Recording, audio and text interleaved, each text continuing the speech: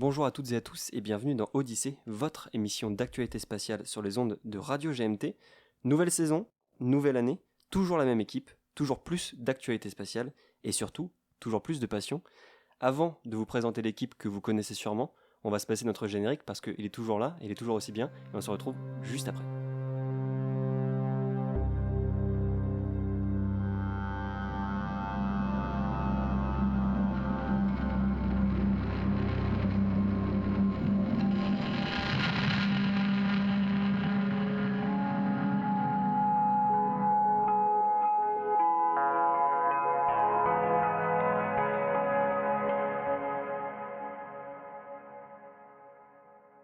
Et donc on se retrouve dans une nouvelle saison de Odyssée, saison 4 déjà, n'en déplaise à mon cher Tom qui se croyait encore à la saison 3. Et non, nous sommes à l'épisode 1 de la saison 4, on est très très content de vous retrouver encore une fois sur les ondes de Radio GMT pour vous parler d'actualité spatiale. Avec moi ce soir, je l'ai un petit peu spoilé, mon cher Tom, l'homme qui a décidé de marquer sa passion de l'espace jusque dans sa peau, l'infatigable et le rayonnant Thomas, mais Tom pour nous ce soir parce qu'on a un homonyme. Bonsoir Thomas. Bonsoir Tom, comment vas-tu ? Et bonsoir, très bien, après cette magnifique présentation qui fait toujours grand plaisir. En effet, le spatial dans le bras, je me suis fait un beau tatouage par un artiste de talent. Et puis écoute, un grand plaisir de vous retrouver tous les deux pour cette saison 4 qui démarre sur les chapeaux de roue et dans la bonne humeur. Et on espère et on travaille à vous préparer des émissions toujours pleines d'actu, de débats, de sujets passionnants, de culture du spatial, et puis quelques petites surprises qui, on l'espère, viendront ponctuer cette saison. Je ne spoil pas, mais on y bosse. Ne nous dis pas tout, ne nous en dis pas trop. À côté de notre cher Tom, on l'appelle comme ça ce soir parce que nous avons Thomas. L'histoire du spatial, ça s'écrit aussi avec lui. Derrière la plume et la loupe de ce spécialiste, ce médiateur, comment vas-tu, mon cher Thomas ? Eh bien, ça va très bien, c'est toujours un plaisir d'être ici entouré d'une si belle équipe pour parler d'espace, et c'est toujours un plaisir de parler d'espace de manière générale, donc très content de faire partie aussi de cette nouvelle saison également. Merci d'être avec nous encore une fois, et vu que j'ai préparé cette intro, j'ai pas oublié de me présenter, votre humble et je l'espère agréable serviteur, Simon, pour animer cette émission, mais bientôt j'espère passer le flambeau à mes chers compères pour animer les prochaines. On change pas une équipe qui gagne, on va vous parler, et en plus de ça, vu que ça fait un moment qu'on n'a pas discuté sur les ondes et qu'on s'est pas vu et entendu, on va parler d'actualité spatiale. Si ça vous va, je vais passer la parole tout de suite à Thomas, qui veut nous parler d'un truc très récent, je crois.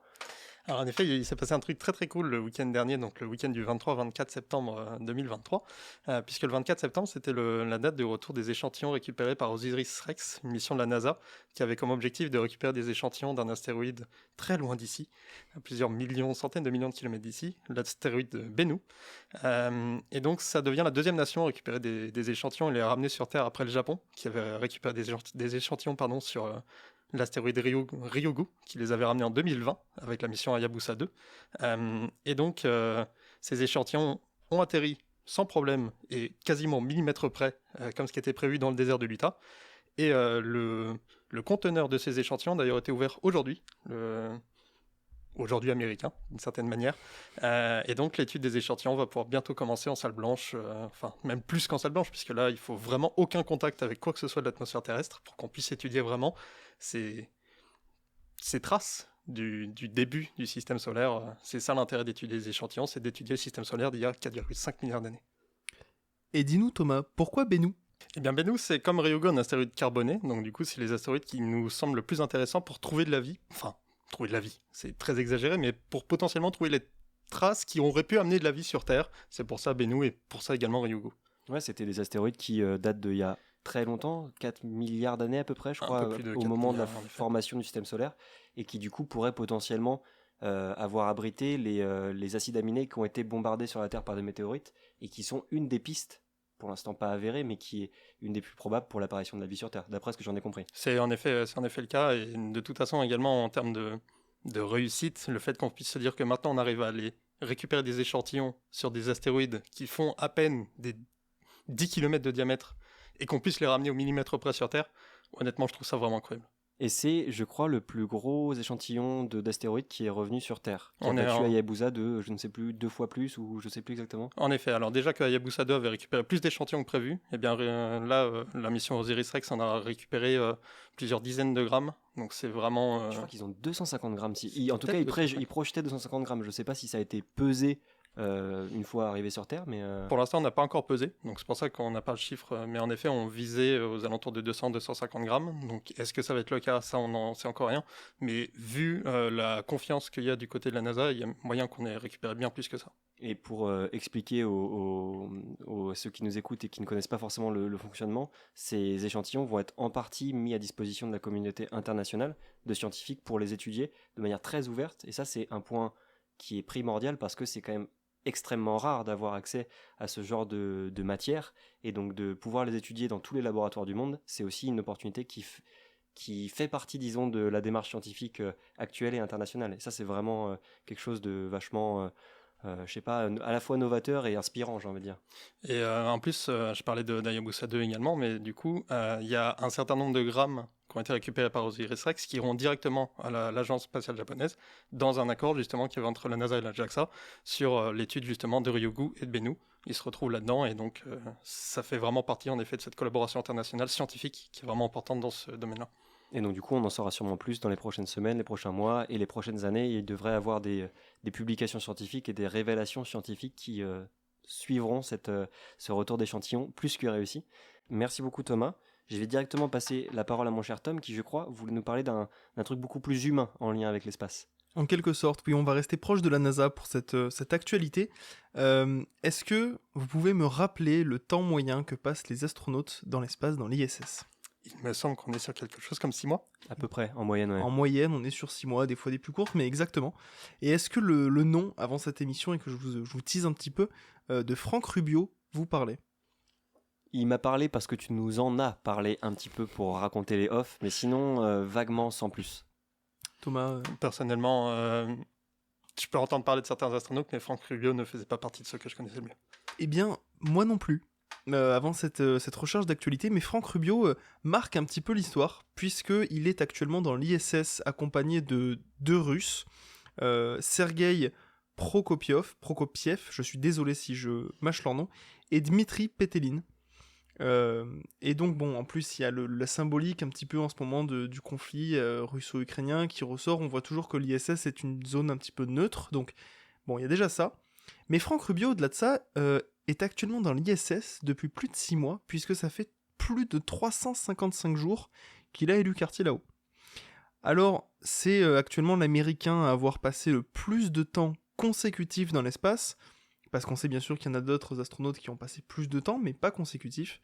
Au départ, c'était une mission de 6 mois, avec ces 2 acolytes russes, mais en cause, je pense qu'on l'avait tous suivi, en décembre 2022, il y a eu une fuite de liquide de refroidissement, ça on l'a tous suivi, et donc la Russie a dû un petit peu revoir ses plans de retour, et eh bien ils sont restés plus longtemps que prévu. Voilà, donc il faut savoir que de base, le record est détenu par le russe Valery Polyakov, avec un nom pareil, ça s'oublie pas, qui a passé 437 jours consécutifs dans l'ISS. Et est-ce qu'il va être amené à éventuellement battre ce record, d'après tes infos, ou est-ce qu'il reviendra bientôt ? De ce que j'ai pu voir, j'ai pas vu d'annonce comme quoi il y avait un retour. Maintenant, est-ce qu'il va encore passer près de 90 jours dans l'espace ? Je ne sais pas. Je ne pense pas forcément. Malgré tout, les scientifiques sont quelque part assez enchantés de cette mission à rallonge, si je puis dire. Parce que finalement, c'est un petit peu ça aussi, l'exploration spatiale, la colonisation spatiale qui s'envisage parfois dans les rêves un petit peu de ça, c'est de voir quel est l'impact sur le corps humain des radiations solaires, de l'absence de gravité, de tout ce genre de choses sur le corps, sur la santé, sur le mental, sur la psychologie des astronautes. 6 mois, c'est déjà beaucoup. Qu'est-ce qu'il en est d'un an ? Qu'est-ce qu'il en est quand on passe son anniversaire, Noël, Thanksgiving pour les Américains ou autre dans l'espace ? C'est hyper intéressant, je trouve. Voilà, donc je tenais à le noter ce soir. D'ailleurs, pour fêter ça, également, il a pu manger de la mousse au chocolat dans l'ISS, puisque le CNES avait envoyé une expérience Food Processor qui a été faite ici à Toulouse. Et donc, l'astronaute européen Andrés Mogensen a fait la mousse au chocolat, et donc Franck Rubio a pu manger sa mousse au chocolat d'anniversaire dans de l'ISS. l'espace. C'est quand même la classe. Et j'espère qu'il va bien. Est-ce que tu as des nouvelles de lui ? Est-ce qu'il c'est 355 jours, ça se passe bien ? Écoute, apparemment tout va bien. Il est accompagné de 2 Russes, donc ça doit être relativement festif, Ouais, mais effectivement. tout va bien. Et puis écoute, Je vais en profiter pour te faire une passe décisive et passer la parole à notre bon Simon, Et notre ouais. speaker du soir, notre Mon- chef de podcast, notre grand prince de l'oratoire. Que d'éloges. Moi, je voulais vous parler d'un autre sujet, pas très humain, même s'il y a beaucoup d'humains qui travaillent sur ça, mais c'est plutôt du marché des micro-lanceurs français à l'assaut de l'Europe, parce qu'il y a quand même beaucoup d'actualités. En commençant par quelque chose qui est assez récent, qui est une entreprise qui s'appelle MySpace, comparé à d'autres, qui a été lancée par Ariane Group, qui a pour but de tester, disons, de commercialiser en tout cas les premiers micro-lanceurs réutilisables, partiellement réutilisables de l'Europe, mais de la France en particulier, parce que c'est une entreprise qui est gérée majoritairement ici, et les tests sont faits à Vernon, donc en France. Donc MySpace, c'est une entreprise qui a pour but de créer des micro-lanceurs, comme on peut les appeler, même s'il y a quand même des volontés d'aller jusqu'à 1500 kg quand ils les réutiliseront pas, et 500 kg en réutilisé pour ce qu'on appelle l'orbite basse, donc c'est le minimum pour l'utilisation du spatial orbital. Et le but, ce serait aussi de tester pour la première fois grandeur nature et en conditions réelles le moteur Prometheus, qui est un moteur très prometteur, sans mauvais jeu de mots, de l'Europe, qui sera donc imprimé en 3D en grande partie et qui utilisera pour la première fois dans des moteurs européens un mélange de carburant qui est l'oxygène liquide et le méthane, qui sont beaucoup utilisés pour les moteurs qui sont amenés à être réutilisés. Et là, récemment, Ariane Group a quand même fait une grosse annonce parce qu'elle a financé à hauteur de 27 millions d'euros l'entreprise MySpace, après un premier financement de 6 millions d'euros il y a quelques années. 27 millions d'euros, ça représenterait normalement quelques années de sécurité pour l'entreprise, donc ça, c'est quand même un geste de confiance assez important. Et il faut noter que le premier étage de MySpace, parce que les fusées sont toujours construites en étage, la plupart du temps en tout cas, le premier étage, donc le principal, a suivi des tests, ce qu'on appelle cryogéniques, c'est-à-dire qu'il a été rempli de carburant qui est à très très basse température pour être sous forme liquide, et qui ont été réussis plutôt haut la main, donc c'est très très encourageant. Et donc on attend de voir la suite, mais ce financement aussi, c'est quand même une grosse preuve de confiance envers MySpace, qui était jusqu'à présent un petit peu nébuleuse, et on ne savait pas exactement vers où il se dirigeait. Là, on comprend que c'est sérieux, même si on a assez peu d'informations, hormis le fait que le moteur Prometheus a aussi suivi des tests plus que concluants très récemment, donc on verra. Ça devrait normalement arriver. Le premier vol est programmé pour 2025. On sait que ça peut souvent être délayé un petit peu, mais en tout cas, ça paraît être une très bonne nouvelle. Et pour continuer assez rapidement sur le secteur français, on a l'entreprise Latitude, ex-Venture Orbital System, dont on a déjà parlé à plusieurs reprises dans cette émission, qui projette elle, en 2024, encore une fois, peut-être un peu après, lancer son micro-lanceur Zephyr, qui lui est sur des beaucoup plus petites capacités, donc 100 kg en orbite basse et 80 kg en orbite héliosynchrone. Un terme un peu barbare, mais qui en gros dit que ça reste synchrone par rapport à la position du Soleil et de la Terre. Mais voilà, c'est quelque chose de très particulier comme lancement, et eux développent également leur moteur en 3D, le moteur Navier, qui a justement été testé et qui est en cours de qualification. J'invite tous ceux qui peuvent aller en ce moment sur les réseaux sociaux, aller voir une petite vidéo de YouTube de l'entreprise Latitude, de son moteur qui s'allume pour la première fois, c'est assez impressionnant. Et donc là, très récemment, l'entreprise qui est basée à Reims, donc en France, et qui recrute à tour de bras dernièrement, a reçu la visite d'une petite délégation de l'ESA, avec nul autre que leur président, que monsieur H. Barrer, et je crois une haut-commissaire aussi, une de leurs représentantes, qui, je ne sais plus quel est son poste exact, mais en tout cas une très haute placée, disons, de l'Agence spatiale européenne. Et donc Latitude, c'est quand même une entreprise vachement intéressante pour le futur, qui souhaite lancer des fusées de Kourou, parce qu'elle a eu, comme on en avait discuté d'ailleurs dans les précédentes émissions, remporté un appel à projet pour être lancé depuis la Guyane, mais aussi de l'Écosse, de Saxe-Savord, et ça c'est une première pour des lancements européens, et surtout des lancements français de micro-lanceurs. Donc à suivre, ces deux entreprises. Est-ce que vous avez suivi vous leur actu dernièrement, ou pas particulièrement? J'ai un petit peu suivi leur actu, tenté qu'en plus c'est une entreprise qui est hyper intéressante, française, qui, pour ainsi dire, est une des plus médiatisées en France, parce que c'est une de celles qui ont explosé le plus fort, on va dire, bien qu'il y en ait beaucoup d'autres à travers le New Space, dont on parle souvent. Mais ouais, carrément. Puis en plus, ce passage vers l'Écosse est hyper cool. On avait déjà parlé de leur accred pour Kourou. Ouais. Et ça, c'est une petite victoire vu ce qui s'y passe en ce moment. Mais c'est une entreprise qui communique très bien, et ça ils sont vachement forts là-dessus, et on voit que c'est un point important, hein, même pour des financements. Et là récemment, donc je parlais de la vidéo de leur moteur, mais ils ont aussi fait une petite série de vidéos sur leur chaîne YouTube qui a beaucoup trop peu de vues, je trouve, pour la qualité de la production, qui montre tout le processus pour aller tester leur moteur justement en Écosse, qui, je le conseille aux passionnés, est vraiment très très bien. Mais c'est aussi ça le New Space, en fait, d'une certaine manière, c'est l'utilisation des réseaux sociaux, que par exemple Ariane Space ou Ariane Group n'a pas à ce point-là, parce que on a les tests d'Ariane 6 en ce moment, tout n'est pas communiqué justement en temps réel, etc. Et donc ça peut créer une grande frustration auprès des gens qui suivent et qui veulent voir ces lancements-là. Et donc pour avoir des entreprises qui, elles, montrent quasiment en porte ouverte en fait ce qu'ils sont en train de réaliser, ça fait aussi partie de ce que c'est le nouvel espace en fait. C'est aussi ça la force du New Space, comme on l'a souvent entendu, c'est qu'ils ont une communication plus proche finalement et plus dynamique. Là où Ariane, le CNES, l'ESA ont une communication qui est finalement hyper cadrée, ce qui peut se comprendre, ce qui peut s'entendre, bah, le New Space a un petit peu pris, pour certaines entreprises, le contre-pied de ça, pas toutes, pour justement avoir une communication plus proche, plus vulgarisée si je puis dire, avec une médiation plus forte et qui est super cool. Après, je suis parfaitement d'accord avec vous, mais pour amener un peu de contrepoint, on verra au moment des premiers échecs comment ça se passera, parce que c'est aussi ça, et que veut éviter Ariane Group, l'ESA, c'est de parler des échecs, alors que bon, je trouve que c'est un point important et c'est un point central de l'actualité spatiale, mais on verra à quel moment, au moment des premiers lancements, comment ils agiront également. Mais en tout cas, à suivre. Pour pas prendre trop de temps, on va enchaîner sur la prochaine partie, qui va être assurée par notre cher Tom et notre point Space Culture. Rebonsoir, bienvenue dans cet instant Space Culture. Alors aujourd'hui j'ai envie de vous parler d'une petite série que j'ai trouvée sur... une plateforme que je ne louerai pas, c'est Apple TV. Ok, bon, très bien, c'est une période d'essai. Mais j'ai binge-watché cette série. Invasion. Est-ce que autour de la table, d'un hochement de tête, non, c'est un nom global. Et bien moi non plus, ça ne me disait rien avant. C'est comme son nom l'indique, une invasion alien. Mais putain que c'est bon. Des épisodes de 50 minutes à 1 heure, très très bien chiadés. Une invasion extraterrestre, toute simple, en apparence. Des aliens qui ressemblent un petit peu à des araignées qui se génèrent des pattes au fur et à mesure, presque un petit peu comme des aliens numériques si on veut, avec un système de ruches, on comprend très vite, ils fonctionnent un petit peu en essaim, ils fonctionnent comme des champignons en réseau. Et on suit au début, dans le premier épisode, un shérif d'une petite ville, bien sûr je vous donne un mille, aux États-Unis, mais petit kiff dès le départ, le shérif est joué par, je n'ai plus son nom, vous allez peut-être me donner son nom d'acteur, celui qui a joué dans Jurassic Park. Lequel, le scientifique ? Tout à fait. Ah, je sais plus comment il s'appelle, mais je vois exactement sa tête et les gens qui nous écoutent. Il fait un formidable shérif.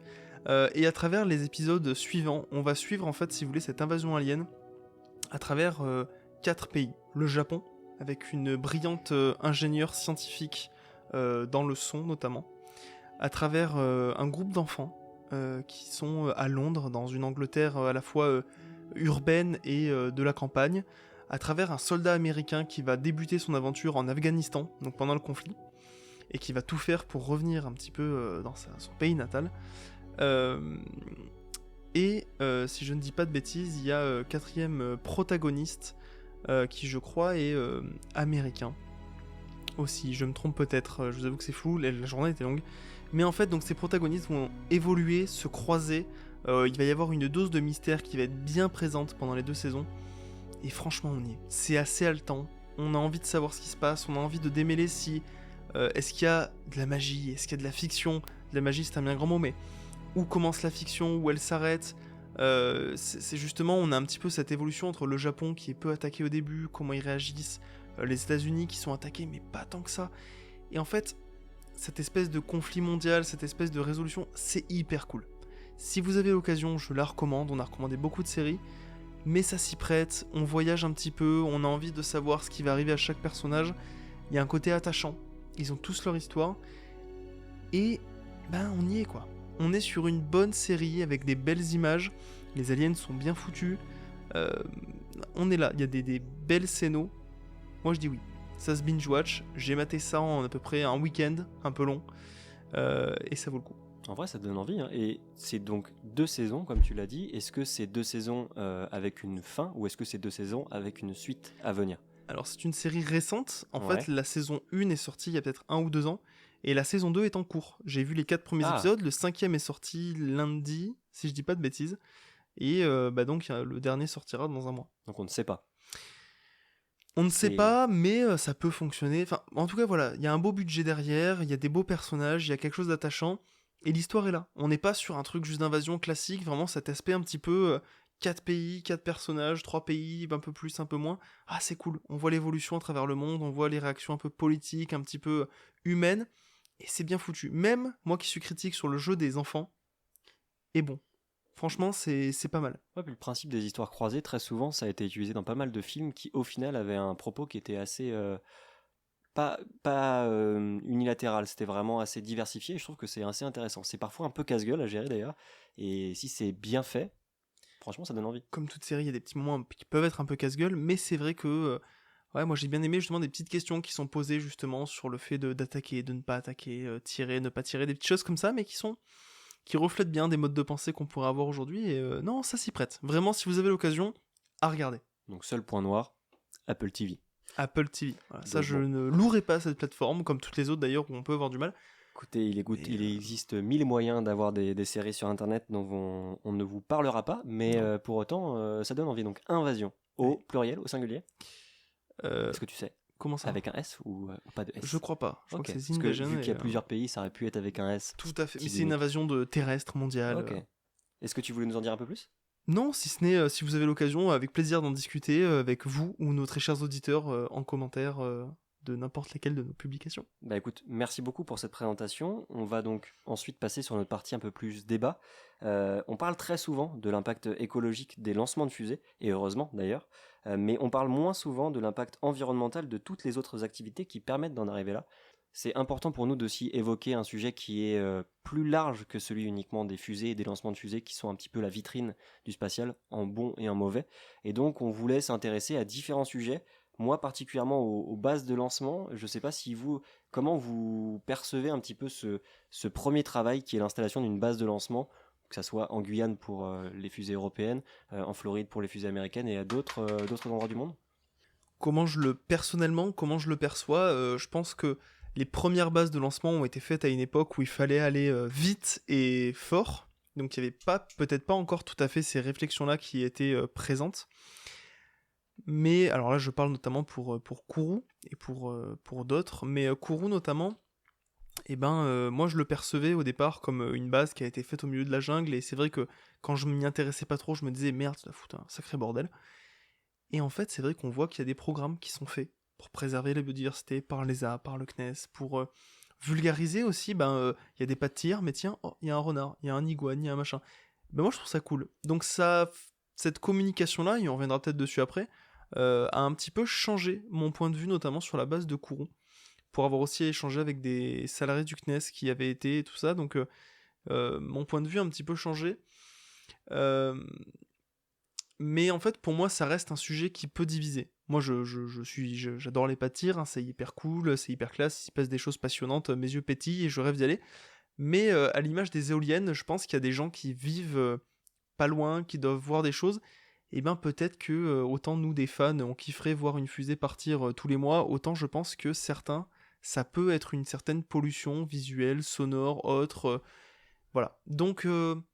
j'accepte que ça puisse diviser tout à fait, je peux le comprendre, mais c'est vrai que dans mon cœur de gosse et mes étoiles dans les yeux, putain, moi je trouve ça génial, quoi. Surtout quand il y a un bon esprit derrière et des belles valeurs, mais je pense que vous avez à en dire aussi des nuances autres. Par rapport au centre spatial guyanais, là je vais reprendre ma casquette d'historien pour avoir étudié beaucoup ce sujet-là. En dehors même de l'aspect environnemental, déjà le premier problème qu'il y a eu avec l'installation du centre spatial guyanais, c'est son installation en elle-même, puisque des gens ont dû être expropriés. Ils sont installés. Alors ils sont pas installés dans la jungle, ils sont installés dans ce qu'on appelle la savane. Donc c'est une zone où justement il y a quasiment pas d'arbres, où c'est entre vraiment la mer et la forêt amazonienne. Mais l'installation était un vrai problème et c'est encore un vrai problème aujourd'hui. Tu parlais de ceux que ça peut potentiellement gêner les lancements. Et bien là-bas à Kourou et autour, il y a Sinnamary aussi qu'on oublie très souvent. Là-bas, les lancements de fusées sont très souvent très mal vus, justement par rapport à cet impact historique de l'expropriation des gens. Et aussi, ils ont assez peur, parce que le CNES, finalement, et le Centre spatial guyanais, communiquent très peu autour d'eux sur l'impact environnemental. Ils le font sur les réseaux, ils le font un peu partout en Europe, mais par contre, là-bas, ils communiquent assez peu sur cet aspect-là. Donc les gens ont un peu peur des lancements, finalement. Ils se disent, cette grande fumée va nous retomber dessus. Alors que, une petite parenthèse, mais quand il y a un lancement de fusée, on calcule justement les potentielles retombées avec le vent en altitude, Et si ça doit retomber sur Kourou ou sur Sinnamary, le lancement est annulé et on attend un moment un peu plus favorable en météo. Très souvent, c'est ça. La pluie, c'est pas un problème, c'est plutôt les vents en altitude le problème. Et après, d'un point de vue environnemental, le centre spatial guyanais reste dans une zone protégée. Tu parlais des animaux, mais en effet, il y a énormément d'animaux qui se promènent au centre spatial guyanais, puisque c'est une zone protégée. Le grand symbole qu'il y a eu récemment, c'était pour le lancement de JUICE, où les gens des services optiques, donc ceux qui prennent les vidéos et les photos, ont récupéré un paresseux sur le pas de tir d'Ariane 5 pour justement le mettre à l'abri. Parce qu'en plus, il paraît très content sur les photos, mais pour avoir eu du retour, en fait, il était très déshydraté. Il était en mauvais état, finalement, ce paresseux. Donc ça l'a sauvé dans tous les aspects de se trouver, en fait, ici. Mais il y a énormément d'histoires comme ça, en effet, avec des animaux. On peut même croiser des jaguars au centre spatial guyanais. C'est possible. Mais tout reste contrôlé pour justement que cette nature-là puisse exister à cet endroit-là. Et c'est justement, pour rester dans le registre des animaux, disons, c'est un des sites de la forêt amazonienne les plus protégés du braconnage, parce que justement, il y a beaucoup de militaires qui sécurisent la zone, parce que c'est une zone sensible, mais qui sont aussi là pour protéger les espèces les plus menacées, mais pas que, hein, toutes les espèces qui vivent autour. Et c'est vrai que, pour revenir sur ce que tu as dit, la photo du paresseux avait beaucoup tourné, et on savait pas, moi je savais pas qu'il était en plus de ça mal en point, mais voilà, il y a eu une communication disant les espèces sont aussi protégées des lancements, parce qu'il n'y a pas que les habitants qui semblent malheureusement être pas forcément informés du mieux possible pour leur impact, parce que comme tu le disais, on fait attention à ce que ça ne puisse pas mettre en danger la vie d'humains et aussi d'animaux dans la mesure du possible, mais ça reste une activité qui est particulièrement risquée, même si on calcule toujours nos tirs pour tirer vers l'océan. Quand la fusée sort de son couloir de vol prévu, on la détruit instantanément pour être sûr qu'elle ne retombe pas sur des habitations ou autres, mais il y a quand même eu des cas de fusées Ariane 5 notamment qui sont désagrégées en l'air, qui ont pu à mon avis leur faire très peur, et je les comprends. Et pour revenir aussi sur le début de ton argumentaire, l'installation du centre spatial guyanais c'est un peu fait à la va-vite déjà, parce qu'on avait un besoin très fort, et de manière un poil brutale, avec un esprit colonial qui était toujours très présent. Aujourd'hui c'est plus du tout le cas, en tout cas beaucoup moins, mais ça reste quand même à mon avis marqué dans le cœur de beaucoup de personnes qui habitent pas loin de ce complexe-là. Et en plus de ça, c'est quand même voilà, des sols perméabilisés, alors peut-être pas des arbres centenaires coupés, mais en tout cas une biodiversité bien impactée. Et c'est pas forcément le pire exemple. Il y en a d'autres sur lesquels on reviendra peut-être, mais c'est quelque chose à pas négliger. Et puis les installations pour faire venir du carburant, pour créer du carburant, etc., ça consomme beaucoup d'énergie. On parlait aussi, notamment au moment de la crise sanitaire, des besoins en oxygène. C'est un des carburants centraux des fusées, donc ça consomme énormément de denrées rares et importantes. Donc le lancement spatial, encore une fois, comme tu le disais, le décollage d'une fusée, c'est un truc qui fait beaucoup parler, mais qui n'est pas le seul impact et le seul point d'attention qu'on doit avoir pour les questions écologiques, environnementales, de biodiversité. Tu parlais de l'oxygène, mais en fait, par exemple, dans un lancement d'Ariane 5, on est sur plusieurs milliers de tonnes. Si on prend toute la chaîne pour Ariane 5, on est sur plusieurs milliers de tonnes de CO2 qui sont émis, mais en fait, il n'y en a que quelques, j'ai fait des guillemets avec mes doigts pour les auditeurs, que quelques centaines au moment du lancement. En fait, la plus grande partie environnementale et écologique d'un lancement, le plus grand impact, c'est la production justement d'oxygène, d'hydrogène, le transport jusque là-bas. Même si le centre spatial en tout cas le centre spatial guyanais commence à essayer de réduire au maximum son impact. Par exemple, le nouveau bateau qui va être utilisé pour envoyer les parties d'Ariane 6 vers le centre spatial depuis l'Europe, la Canopée, sera hybride. Il y aura des voiles électriques, je ne sais plus si c'est thermique ou si c'est avec les vents. C'est avec le vent, majoritairement. Et je crois que ça peut compenser, si je dis pas de bêtises, un quart ou un tiers de ces émissions, dans l'idéal, bien sûr. Et c'est vachement intéressant. Comme c'est un principe, c'est une évolution qui va vers du positif. C'est pas on passe le bateau entièrement, on part avec un voilier, parce qu'on se doute bien que des pièces de fusée, c'est difficile à transporter de cette manière. Mais non, t'as raison, c'est une innovation qui va dans le sens d'une meilleure prise en compte de ces impacts-là. Et tu parlais de la production de carburant, mais il y a aussi la production de la fusée en elle-même. En fait, le coût total, ce qu'on appelle en coût carbone d'un lancement de fusée, on ne le connaît pas vraiment. C'est très difficile à quantifier, même pour les spécialistes du domaine, parce qu'il faut prendre en compte, par exemple, des trucs tout bêtes, mais les trajets aller-retour des ouvriers et des ingénieurs qui travaillent sur le développement de la fusée, la création des pièces, l'usinage, donc c'est énorme, on le sait. Après, ce à quoi ça peut servir, on en a beaucoup parlé dans l'émission, pour protéger l'environnement, etc., c'est aussi énorme, mais il faut quand même garder ça en tête. Et un point aussi que je voulais évoquer, c'est qu'avant d'avoir la base spatiale guyanaise, on avait une base en Algérie, qui elle, d'un point de vue histoire coloniale, était encore plus dégueulasse, si on peut dire, mais qui s'était installée à quelques centaines de kilomètres de villes avec plusieurs dizaines de milliers d'habitants. Donc on a toujours aimé les zones désertiques, aimé les zones où il y avait personne autour et assez peu de diversité, enfin de biodiversité, mais pour autant, ça reste quand même quelque chose d'extrêmement impactant pour les populations aussi, parce que donc le centre de Amaguir, je crois, si je dis pas de bêtises, est resté beaucoup dans la tête des Algériens, et notamment aussi en lien avec les essais nucléaires français, mais la partie fusée a toujours été très mal vécue aussi, comme une emprise coloniale, mais aussi l'irrespect entre guillemets de la culture et du territoire sur lequel ça s'implante. Et du coup, tu te dis comment on peut réussir à faire des centres spatiaux plus vertueux, si on peut dire, et plus respectueux à la fois des humains, mais aussi des animaux et de la nature qui est autour. Et là-dessus, je sais pas s'il y a vraiment des bons exemples, tu vois. Moi, j'en connais pas spécialement et je vois pas trop comment ça peut être le cas. Bah, par rapport aux êtres humains, là vraiment en sortant de l'environnemental, mais tu parlais des êtres humains, c'est un gros reproche qui a été fait au Centre spatial lyonnais et qui existe encore aujourd'hui, c'est qu'en effet une grande partie des gens qui travaillent là-bas, en tout cas les ingénieurs, viennent d'Europe. Et c'est pas des gens qui sont de Kourou, de Sinnamary ou de Cayenne, etc. En grande partie. Ils font beaucoup d'efforts là-dessus. Il y a beaucoup de recrutement maintenant qui se fait en Guyane. Mais en effet, à Maguire, à Maguire, il n'y avait pas d'Algériens. C'était que des Français de France métropolitaine qui travaillaient à Maguire. Donc déjà, de ce côté-là, le côté néocolonial, en effet, est extrêmement présent. Encore aujourd'hui, même malgré tout, au Centre spatial guyanais. Mais il y a beaucoup d'efforts qui sont faits là-dessus. Après, d'un point de vue environnemental, en effet, ça reste toujours compliqué de toute façon de s'installer à un endroit où il n'y a rien. Parce qu'on a quand même l'objectif de se mettre au niveau de l'équateur pour réduire un maximum l'utilisation d'énergie pour se mettre en orbite, etc. Et le problème, c'est qu'il y a beaucoup de zones occupées dans ces endroits-là. Donc c'est toujours un aspect très compliqué, même quand on veut se mettre loin de l'équateur. C'est difficile, même en Chine, par exemple, ils ont 4 centres de lancement finalement. Il y en a un qui est juste à côté du désert de Gobi, mais ils sont pas trop loin d'une grande ville non plus. Donc en fait, dans l'ensemble, même quand on essaye de se mettre loin des villes, on reste quand même très proche des villes malgré tout. Parce que c'est le côté logistique aussi qui doit être pris en compte. Et les centres spatiaux chinois, c'est quand même une autre histoire. D'un point de vue impact écologique des carburants qu'ils utilisent, qui sont extrêmement toxiques, là où nous, on a quand même essayé de partir plus sur des carburants un peu moins nocifs, ne serait-ce que pour l'homme.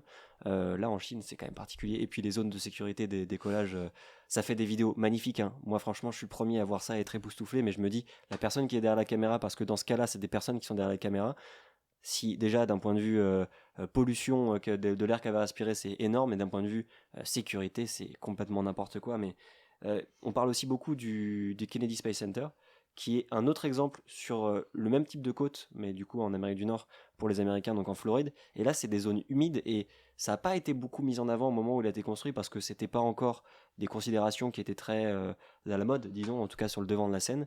Et là, aujourd'hui, on en parle assez peu, mais c'est quand même des zones qui sont extrêmement importantes pour la biodiversité et d'un point de vue terrestre, mais aussi et surtout maritime. Et ça a quand même des impacts forts, quoi. On le quantifie assez peu parce que c'est les États-Unis et c'est la NASA, donc c'est chasse gardée, contrairement peut-être à un sujet où on viendra après, mais ça reste quand même un des plus gros centres spatiaux mondiaux et d'un point de vue en tout cas historique qui a les plus grosses réussites. Et du coup, ça reste quand même, tu vois, toujours des zones protégées. C'est ça qui est aussi problématique. Tu disais proche de l'équateur, et on sait qu'ici se concentrent beaucoup de choses, ne serait-ce que les flux marins de gros cétacés, de tortues notamment, et ça, j'ai du mal à, comme tu le disais, l'équateur est hyper important. Et comment on fait pour essayer de ne pas impacter cette zone sensible en gardant ses avantages d'un point de vue mécanique orbital en fait. Et ça, honnêtement, moi, je n'ai pas forcément trop de solutions en tête parce qu'il y a des choses qui se créent plutôt dans le nord, notamment en Suède par exemple, parce que là c'est plutôt les orbites polaires qu'on va aller chercher, mais c'est pas l'orbite la plus utilisée et on voit que le New Space dont on parlait tout à l'heure crée des choses en mettant des petits logos, des petits labels en disant vous inquiétez pas, la biodiversité, on y fait hyper gaffe, on est hyper engagé, et bien sûr faut qu'on en parle. Y a SpaceX qui quand même est en train de créer un mastodonte en plus de ses aménagements sur le Kennedy Space Center, mais lui plutôt à Boca Chica, donc au Texas, avec la Starbase. Et vous avez peut-être suivi un peu la chose parce que il y a eu un organisme américain qui s'appelle la FAA, qui est celui qui donne en gros les autorisations pour lancer des fusées, qui leur a dit faites bien attention, vous êtes quand même sur une zone très sensible d'un point de vue biodiversité, bien plus qu'au Kennedy Space Center, et faut que vous respectiez plein de règles. Et ils ont fini par dire ils sont ok pour y aller. Et qu'est-ce qui s'est passé? Il y a eu le premier lancement du Starship qui souhaitait être orbital, qui a été loin d'être orbital parce qu'il y a quand même eu une grosse avarie, disons, et qui, d'un point de vue même base de lancement et décollage, a été une cruelle erreur de la part de SpaceX de se dire on fait à l'arrache, on fait pas de système de déluge pour essayer de capter un peu la puissance des moteurs au décollage, et il y a eu des bouts de béton partout, le pas de tir a été complètement explosé, on peut le dire, et du coup on sait aussi qu'il y a eu beaucoup d'animaux qui ont péri littéralement suite à ce décollage, et ça c'est, enfin je sais pas comment vous l'avez vécu, mais moi ça a été aussi quelque part une sorte de piqûre de rappel de ce que ça peut être quand c'est mal géré, et de ce que ça peut être même en temps normal, parce qu'on peut pas tout contrôler. Vous, comment vous avez perçu ça, et comment vous suivez un peu le sujet écologique en lien avec SpaceX? Ben, SpaceX, on le sait, ça a toujours été on apprend de nos erreurs, mais avant ça, ça a toujours été on fait, puis on verra après. Ça a toujours été on a l'opportunité de tenter, et ben on tente et on verra ce qui se passe. Et puis bon, c'est vraiment il vaut mieux demander pardon que permission. Et sur l'écologie, malgré tout ce qu'ils peuvent dire, on le sait très bien, Musk, c'est pas du tout sa priorité, hein, c'est plus un défenseur de allons sur Mars, ça sauvera la Terre. On a déjà assez parlé, c'est bon. Mais au-delà de ça, en fait, ça m'a pas étonné. Parce que déjà, la FAA, bon bah tout ce qu'on veut, on sait pas ce qu'il y a derrière. On sait pas ce qui peut se passer, on sait pas quels sont les échanges, on sait pas. On va pas parler de pot de vin, on va pas tomber dans le complot, mais on ne sait pas. Donc Laura Craig, on sait pas comment ils l'ont eu. Mais en sachant tout ce qu'ils ont su, en voyant la gueule du pas de tir, ils devaient pressentir que ça allait pas tenir. Mais peu importe. Ce que je veux dire, c'est que de mon point de vue, ça ne m'étonne pas, ça ne me choque pas, c'est du SpaceX en fait, c'est on tente, ah merde, on pensait que notre pas de tir il allait tenir, il a pas tenu, il fallait qu'on fasse le lancement, on l'a fait. Mais promis, maintenant on va faire des gros trous pour que la fumée elle passe en dessous, et puis on va foutre de l'eau pour que ça amortisse un petit peu. Le pire c'est qu'ils ont pas fait de trou, ils ont mis de l'eau mais ils ont pas fait de trou. Mais voilà, mais tout ça pour dire que ça, à mon avis, ils vont corriger le truc avec le temps, parce qu'à force, ils vont se prendre un tel carton sur carton sur carton que ça va finir par retomber un peu dessus, sur le coin de la gueule. Donc ils vont corriger. Mais ça m'aurait presque étonné qu'ils le fassent dès le départ, en fait. Pour moi, c'était improbable que SpaceX se dise on va faire un truc nickel au départ, hyper écolo et tout ça, hyper carré. Non, pour moi, ils allaient lancer tant qu'ils en avaient l'opportunité, et puis on arrangera le bordel après, quoi. Bah, malgré ce côté-là, honnêtement, moi, ça m'a quand même sacrément choqué de voir aussi au niveau de la sécurité. En effet, pour les animaux, enfin, on a vu plein de photos justement d'animaux qui sont morts en fait à cause de ce tir-là, mais même pour les gens autour, j'ai cette image de cette voiture de quelqu'un qui prenait des photos, qui s'est pris un débris en fait sur la voiture, et la voiture était morte en fait. Et alors qu'on est quand même dans une zone normalement où on est suffisamment loin. Alors la personne n'était pas là. Non, oui, il y avait une caméra qui était posée à côté, il n'y avait pas une personne, mais la voiture était garée là et normalement sécurisée. Normalement. Sauf que là, c'était pas le cas du coup, en effet. Donc, en effet, il faut mieux rassurer. Personne n'est mort, en tout cas d'être humain, en tout cas dans ce tir-là, mais la sécurité, même pour les gens autour, finalement, était même pas assurée. Alors que c'est des risques qu'il ne faut. Enfin, là, je veux bien qu'on tente, mais il y a des choses sur lesquelles on ne peut pas prendre de raccourci, en fait. Et ça en fait partie. Donc, ça m'a beaucoup choqué quand même de voir ce qui s'est passé. Surtout qu'on avait vu par rapport au SLS quelques mois plus tôt, même sur un pas de tir qui était quand même bien renforcé, etc., le pas de tir du SLS avait pris extrêmement cher. Et donc pour une fusée qui est à peu près et qui était ça restait moins puissant. Ouais. Le Starship est beaucoup plus puissant que le SLS. Se dire bah ça va passer et au pire on reconstruira. Moi personnellement je trouve ça choquant.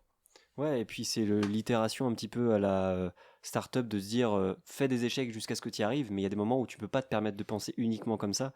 Et il y avait déjà eu en plus des sonnettes d'alarme, disons, qui avaient été tirées au moment des premiers tests de Starship, donc l'étage supérieur, qui pour certains s'était désintégré en l'air, et on avait retrouvé des débris beaucoup plus loin que les zones maximales, disons, de sécurité qui étaient prévues. Et donc là, qui prennent encore moins en compte, enfin en tout cas pas plus en compte ne serait-ce que cette sécurité, d'un point de vue humain et d'un point de vue aussi logistique, bah tu te dis que d'un point de vue environnemental, il y a assez peu de choses qui sont faites, en tout cas comme tu le disais Thomas, sans tomber dans la partie complot, il y a beaucoup d'effets d'annonce et beaucoup à mon avis de lobbying, si on peut dire, pour bien insister sur le fait que oui, ils respectent les règles, parce que c'est des règles, enfin c'est des conditions sine qua non pour décoller. Si jamais ils cochent pas toutes les cases de la FAA, c'est non, ils ne peuvent pas décoller, ou ils seront dans un état d'illégalité, et c'est l'entreprise qui ferme. Donc j'ai un peu l'impression que c'est la course à l'argent, que tout peut être entre guillemets acheté, et que ces considérations-là, comme tu le disais Thomas, c'est un mec qui se dit de toute façon la Terre elle est foutue, on va partir sur Mars, pour être très schématique, mais c'est un peu ça. Et même si le Starship est un projet qui m'enthousiasme sur bien des points, et en fait les personnes que je respecte le plus dans cette entreprise, c'est pas Elon Musk loin de là, c'est plutôt ses ingénieurs, et ces ingénieurs avec un E aussi, qui sont absolument des virtuoses du domaine, mais je me dis qu'il y a quand même des choses sur lesquelles il faut pas transiger, donc c'est pour ça que ma hype, mon attention, ma motivation au regard de ce projet, elle est quand même bien limitée par cet irrespect, j'ai envie de dire, de plein de choses, dont le caractère environnemental. C'est vrai que j'ai, pour le coup, pour rebondir, mais été aussi choqué. En fait, moi, ça m'a choqué, mais ça m'a aussi. J'ai eu une pointe de déception, pour pas dire une grosse, parce qu'en fait, on a l'impression de revenir 20 ou 30 ans en arrière. C'est vraiment. C'est presque un peu l'époque de la guerre froide de il faut balancer une fusée et être le premier à y aller et aller le plus loin et frapper le plus fort au détriment du reste. Alors que, ça fait un peu chier de voir un mastodonte comme SpaceX chier un peu sur le protocole et les règles élémentaires d'écologie quand on voit que des entreprises à plus petite échelle, comme Latitude, comme Kourou, mais c'est pas plus petite Latitude, mais vous m'entendez, font gaffe, prennent conscience de ça, travaillent là-dessus, pas que pour l'image auprès du public, mais juste parce qu'il y a des vrais intérêts derrière. Donc on a un peu l'impression qu'on revient en arrière, que c'est un petit peu toujours ce modèle américain contre européen de dire nous les Américains on fait ce qu'on veut, on a un peu les plus grosses et puis puis go quoi. Et puis nous en Europe et dans d'autres pays on essaie de faire un peu plus gaffe, donc on avance moins vite, mais avec un peu plus de valeur, un peu plus de principe. Donc ouais, moi c'était un petit peu cette déception de me dire putain, ils font des avancées hyper rapides, technologiques, ils proposent d'aller plus loin, mais en fait derrière ils flinguent tout ce qui est autour quoi. Et d'autant plus avec l'argument de vente qui était celui de la Falcon 9 au tout début, c'était réutiliser, c'est préserver l'écologie, c'est utiliser moins de ressources. Ce qui est vrai sur certains aspects, mais déjà on n'a jamais pu vérifier parce qu'ils n'ont jamais trop ouvert leur système de production et de remise à niveau, disons, des boosters qui sont réutilisés. Mais je suis d'accord avec toi, c'est décevant de se dire que la tête de proue du New Space ne respectent rien de ce point de vue-là, ou très peu de choses, parce qu'ils font sûrement des choses. Hein. Il y a des gens qui doivent être payés bien cher pour faire attention à ça, mais qui sont pas du tout à la hauteur. Et de se dire que c'est un peu l'exemple, du coup, pour les autres, et que en fait, ils doivent se dire, s'ils arrivent à le faire, on arrivera à le faire. Donc, quel est l'intérêt de mettre l'argent, comme tu l'as si bien dit, Tom, prendre plus de temps à la création, parce qu'il faut faire attention à plus de choses. Si cet exemple-là de SpaceX n'a pas ces considérations-là, est-ce que ceux qui suivent et qui s'en inspirent vont se dire ouais, en fait il faut quand même mettre du paquet aussi sur le côté environnemental et sécurité? Je suis pas bien sûr, donc bon, c'est pas très optimiste. J'ose espérer que ça fera réagir certains et certaines, mais bon, on peut espérer au mieux, disons, être plutôt optimiste. Est-ce que vous vouliez ajouter un dernier truc? Est-ce que sur ce sujet vous aviez des choses à On pourrait en parler dire des heures, Ouais. comme tous les sujets de débat qu'on a en seconde partie d'émission, mais non, pour moi c'est bon, on a survolé le plus gros. Non, mais on voulait revenir sur un sujet qui était un petit peu plus nuancé parce qu'on ne veut pas que cette émission soit perçue comme l'apologie du secteur spatial et notamment du New Space qui fait aussi de la merde, fait des choses incroyables mais fait aussi de la merde. Et on voulait rappeler que le spatial c'est aussi des choses à critiquer. Donc en tout cas, merci beaucoup déjà à vous deux de m'avoir accompagné pour cette émission et merci à toutes celles et ceux qui nous ont écoutés jusqu'ici. Vous avez eu bien du courage. On se retrouve très bientôt pour une nouvelle émission. Déjà, je vous laisse un petit mot de la fin, les gars. Merci à vous, un plaisir de repartir sur les chapeaux de roue, un décollage qui se passe de façon tout à fait nominale, puis hâte de vous retrouver en orbite pour la prochaine. Toujours un plaisir de toute façon de discuter avec vous de tout ce sujet-là, et en effet, j'attends avec impatience la prochaine. Ouais, on va se retrouver très très vite pour vous proposer toujours les mêmes formats, les portraits d'espace continuent et reviendront, et peut-être de petites surprises comme le teaser Tom, mais on va pas en dire trop pour pas divulgacher toute la suite de la saison. On était très content de faire ce retour dans les studios de GMT, qu'on n'a même pas précisé, mais on est aujourd'hui dans un lieu fixe et on en est bien heureux.